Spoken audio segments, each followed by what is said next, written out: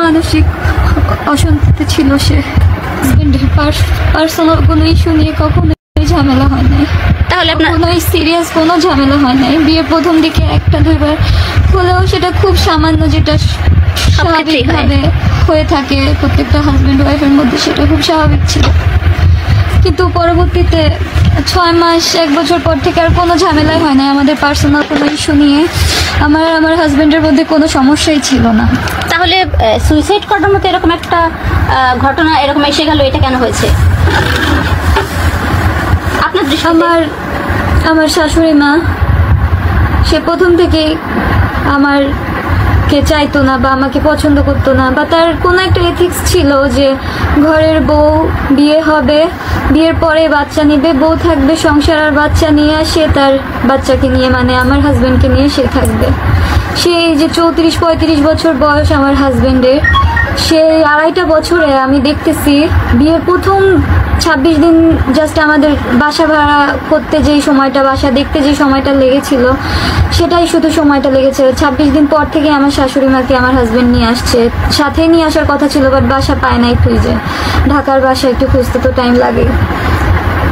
But ওই 26 দিন থেকে আমি 2.5 বছরে প্রত্যেকটা দিন, একটা দিন সকালেও আমি দেখি নাই যে সে তার ছেলেকে খাওয়াই দেয় নাই।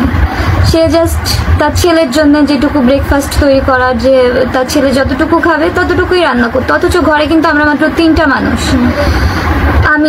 সে তার ছেলেকে তার ব্রেকফাস্ট তৈরি করে খাইয়ে দিত, আর আমি আমার হাজবেন্ডটার ব্রেকফাস্ট করতেও পারতাম না, সে আমাকে করতেই দিত না।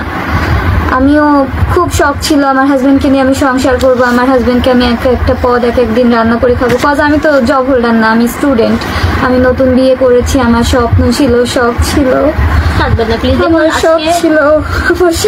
আমার শাশুড়ি আমাকে সংসার করতে দিল না। না, কেন কোনো মা কেন চাইবে যে তার ছেলে সংসার সুখী না হোক, ভালো না থাকুক? এটা আমি কোনো সমস্যা কি আসলে? আমার শাশুড়িকে দেখতাম বিয়ের প্রথম থেকে সে তার ছেলের জন্য খাবার তৈরি করে, শুধু তার ছেলে যেটুকু খেতে পারে সেটুকু রান্না করে তার ছেলেকে খাইয়ে দিত।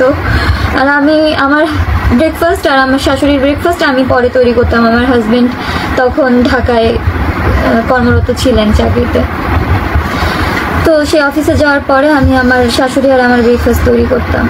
অথচ আমরা ঘরে মাত্র 3টা মানুষ। সে যদি একটু খিচুড়ি রান্না করতো তার ছেলের জন্য, জাস্ট ওই কটা চাউলই নিত, আর কটা চাল ডাল বেশি নিলে কিন্তু আমরা 3টা মানুষ মাত্র। আর নতুন বউ আমি তো এমন না যে খুব মানে বাড়িতে অনেক মানুষ, সে বয়স্ক মানুষ, সে 3টা মানে 5-6টা মানুষের রান্না করতেছে এমন না। সে বয়স্ক মানুষ, সে মাত্র 3টা মানুষের জন্য, একটা মানুষের জন্য রান্না করতেছে, আর বাকি 2টা মানুষের জন্য কয়েকটা চাউল নিলে সে এমন। আপনার শাশুড়ির মুখ থেকে আমরা এমন শুনলাম যে আপনি নাকি মারধর করেছেন বা করতেন আপনার হাজবেন্ডকে এবং আপনার শাশুড়িকে। এটা মিথ্যা কথা, এটা মিথ্যা কথা। আমার আমার শাশুড়ি আমাকে, যেদিন আমার হাজবেন্ড সুইসাইড করে, যে আমাকে আমার শাশুড়ি আহত করছে।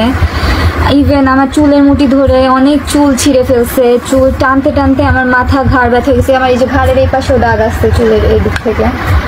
তো না দেখুন, এটা আসলে অবশ্যই কেউ, এই যে আমার এই যে রক্ত বের হয়ে গেছিল, পরে আমি শুকিয়ে শুকিয়ে গেছে। আমার হাত মোড়ানো ছিল মানে আমার হাজবেন্ড, আমি যাতে তার মা আমাকে হিট করতেছে, আমি যাতে তার মাকে প্রোটেক্ট করতে না পারি, মানে আমি নিজেকে যাতে প্রোটেক্ট করতে না পারি, সেজন্য আমার মানে সে বয়স্ক মহিলা ছিল। আমার হাজবেন্ড ভাবছে যে আমি যদি তার মা আমাকে মারতেছে, আমি যদি তাকে একটা ধাক্কা মারি সে তো পড়ে যেতে পারে, সেজন্য আমার হাজবেন্ড আমার হাত ধরেছিল। অথচ সে তার মাকে একবার বলে নাই যে মা তুমি ওকে এভাবে মেরো না, সে আমার হাত ধরে রাখছে। তো পরে আমি কি করলাম, আমার যখন খুব মানে একদম সহ্যের সীমা অতিক্রম হয়ে গেল, আমার চুল টানতে টানতে মাথা, যখন আমার মাইগ্রেনের প্রবলেম আছে, মাথা ব্যথা হয়ে গেল, চুল ছিঁড়ে যাচ্ছিল, আমি বুঝতে পারতেছিলাম যে একটা একটা করে চুল ছিঁড়তেছে খোপার মধ্যে থেকে, যে এটা টানলে যেটা হয়। তো তারপরে আমার হাজবেন্ড আর আমার শাশুড়িকে আমি জাস্ট, আমার হাজবেন্ড এরকম হাত ধরা ছিল, আমি 2 হাত কোনো রকম ভাবে একটু শক্ত করে এইভাবে দুজনকে আমার শাশুড়ি পিছনে সেভ করার জন্য করলাম। তো আমার শাশুড়ি পিছনে যে দেওয়াল ধরলাম, আমার হাজবেন্ড দেখলাম আমার হাজবেন্ড আর কি ওদিকে সরে গেছে, মানে আমার ধাক্কা লেগে ওদিকে সরে গেছে, আর ওদিকে ছিল দেওয়াল। তো আমার হাজবেন্ডকে আমি যাতে তার মাথাটা দেওয়ালে না লাগে, আমি জাস্ট, আমার ভাই হয়ও, আমার হাজবেন্ডের এইখানে হাত দিছি, কারণ ও তো হাতে ধরলে তো ওকে আমি ধরতে পারবো না, মাথা যে লাগবেই, সো দ্যাট আমি এইখানে ধরছি যাতে ওর মাথাটা না পড়ে।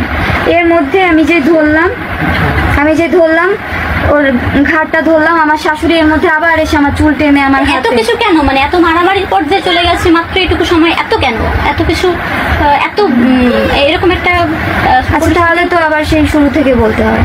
আগের দিন আমার হাজবেন্ড মানে যে সেদিন যে মারা গেল 7 তারিখ 6 মে সকালে, আমার হাজবেন্ড অফিসে যাওয়ার সময় কখনোই আমাকে বাই করতে পারতো না। টাটা বা বাই দেওয়া যে ওয়াইফ, সে আমার একটা বাই করে যায়, সেটা পারতো না, একমাত্র তার মায়ের জন্য, আমার শাশুড়ি মার জন্য সে পছন্দ করতো না। তাই যেদিনই করতো সে রেগে যেত। তারপর থেকে আমার হাজবেন্ড বাদ দিয়ে দিল বাই দেওয়া তার মায়ের সামনে। তো সেদিনকে কোনোভাবে সে দেখলো কি তার মা ঘরের দিকে গেছে, তো সে আমাকে বাই দিল হাত নেড়ে আমার দিকে তাকিয়ে। মানে নিজের ওয়াইফকে দেখুন, একটা